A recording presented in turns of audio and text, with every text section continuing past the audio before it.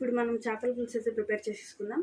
So దానికి కావాల్సిన పదార్థాలు: 1/2 kg ఫిషెస్, తగినంత ఉప్పు, 2 స్పూన్లు కారం, కొంచెం పసుపు, చిన్న అల్లం ముక్క, ఒక 10-15 వెల్లుల్లి రెబ్బలు, చెక్క ఒక పెద్ద చెక్క తీసుకోండి,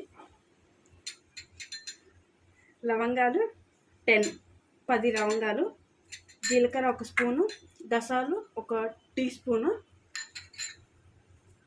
ఇలాచి 3 సరిపోతాయి. ఇలాచి ఒక చిన్న నిమ్మకాయ అంత చింతపండు, ఒక 5 వచ్చేసి పచ్చిమిర్చి, తర్వాత 2 ఆనియన్స్, కొత్తిమీర అండ్ ఉల్లిపరకలు. ఇప్పుడు మనం మసాలా ప్రిపేర్ చేసుకుందాం చేపల పులుసులోకి. ఫస్ట్ మనం అల్లం, వెల్లుల్లి,